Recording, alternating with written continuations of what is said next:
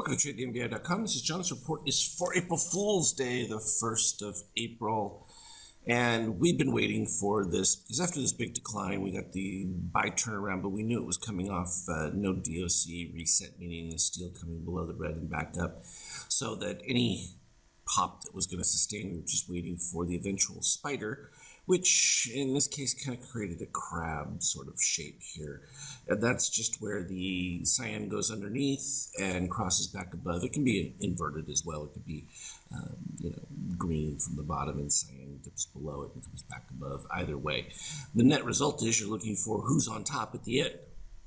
Well, who's on top? Cyan. So this broke yesterday, right at the close of it. We could see the crossover was taking place. And then clearly you can see if you look at the numbers, minus 683 versus a 115. That's a pretty good size spread. Now, it becomes much stronger when the steel breaks down below cyan at that particular point. Here we just have the small dip. So it's possible we support here down, by the 23%. Of course, the 2505 pivot is right there, and 2460 is the 23%.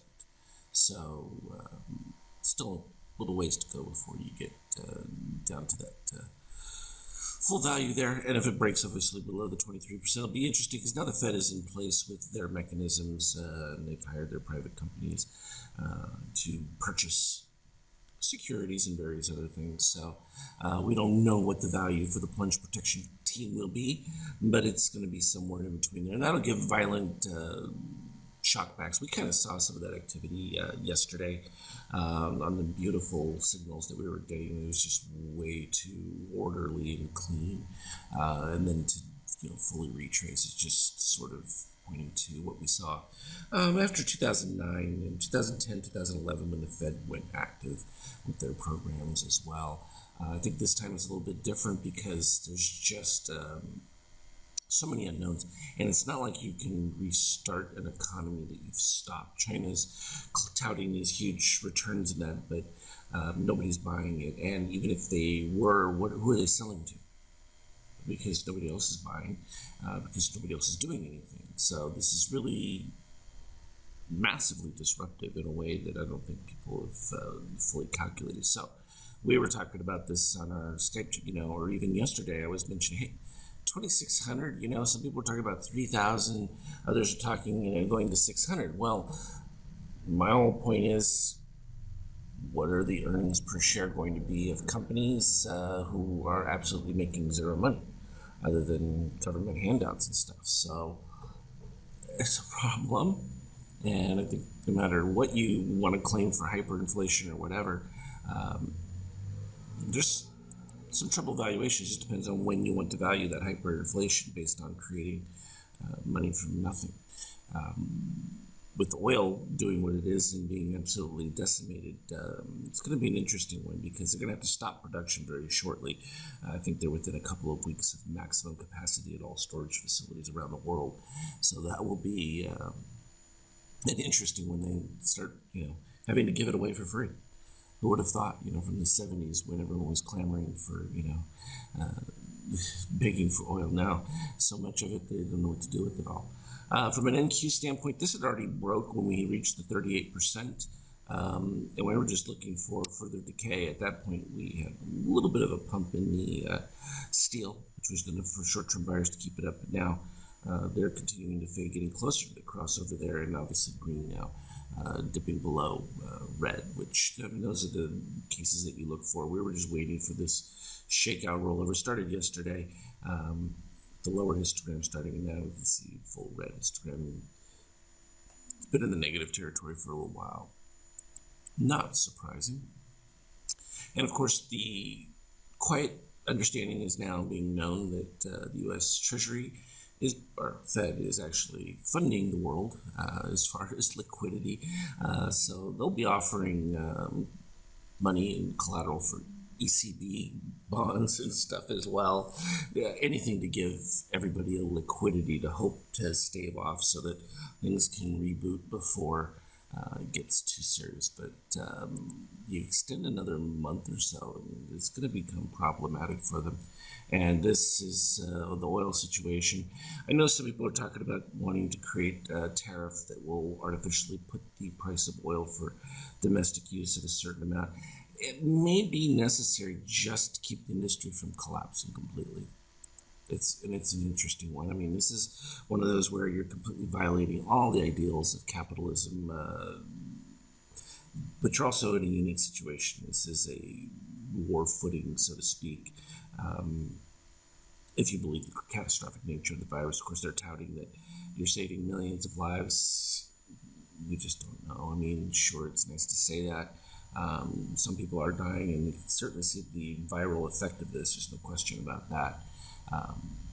Though we've also seen some treatments that they just don't want utilized, and shortly we're going to find out how effective the Z-Pak with chloroquine, that with zinc, how effective that is. Because if that is a legitimate treatment, then there really is no reason to be in quarantine other than to just still practice safe social distancing and do the same things if you know that you can treat people early enough and they're not going to be hospitalized, because that was the whole point of this, is to prevent the hospitals from being overrun.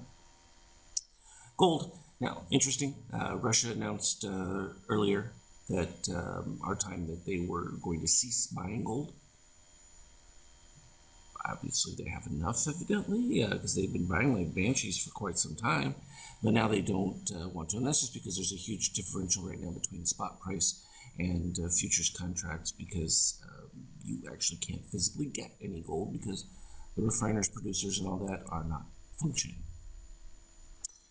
Turning to our 5K chart, we had a lot of fun the other day. We were on the Skype chat. We were literally we went from day trade to scalp trades overnight. Obviously, we had the beautiful short signals that came in through here in multiple ones.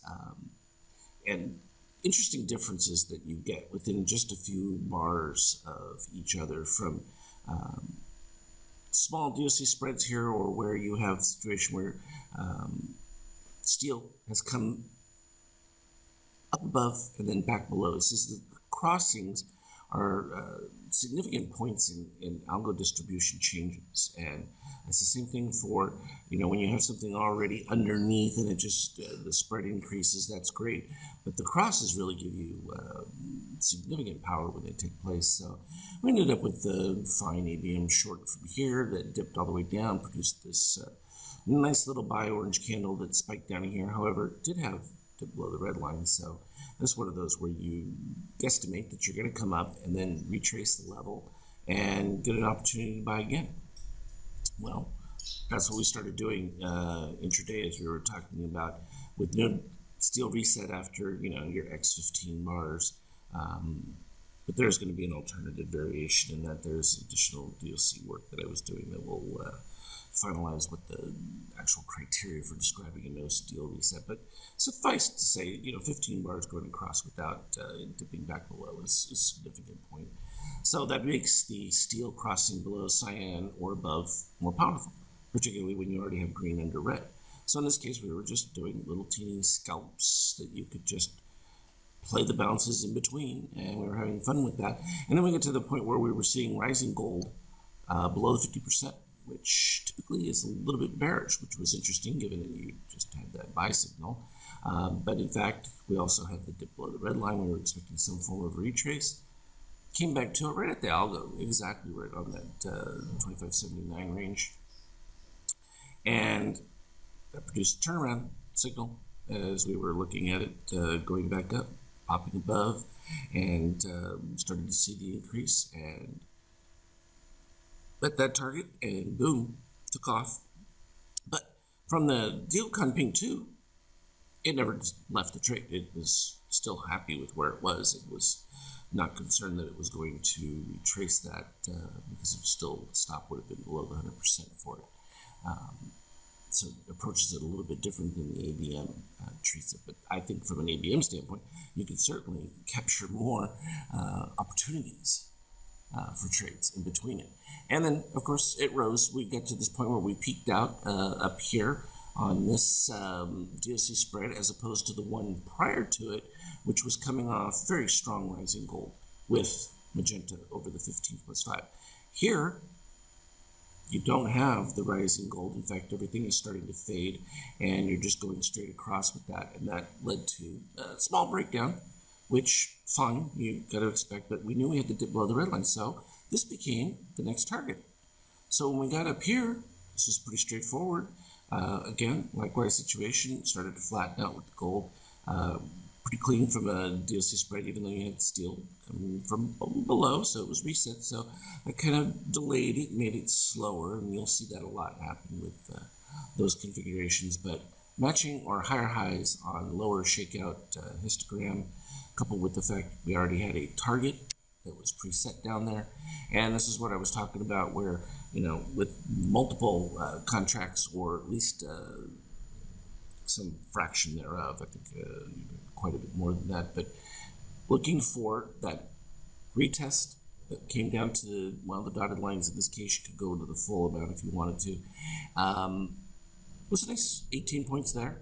And then it was like, okay, but it's not done. Just to arbitrarily get out there with no signal. I mean, we were still making dips below the red line as it was going, and that shakeout was ugly, and boom, it continued to go until we got the nice little reset that produced a little pop up there until it became soft weak. There was like a couple of points, but it was still legitimate trade. Then we dipped back down and gave another buy signal that took us across. Then we started to get the shorts, and from this short, I pretty much just left it for the day. Wasn't excited about this blue candle, even though we had retested the low from over here on that dip.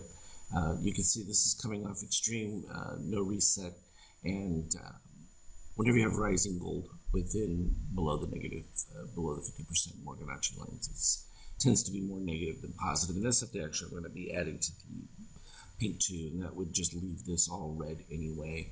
And I was still short from that one, so not a big shock with that. And then we just continue to fade off into oblivion. And now we're starting to see multiple lows here at the bottoms. No positive shakeouts or anything like that, but you can see rising gold. And that's why the game function, because the PNT isn't doing anything with this one, because it would just be short and just there's no new signal as far as it's concerned, because it hasn't reset yet. Now it probably will, because we're rising of shakeout. We're getting another set of gold rising here, though, at this particular point.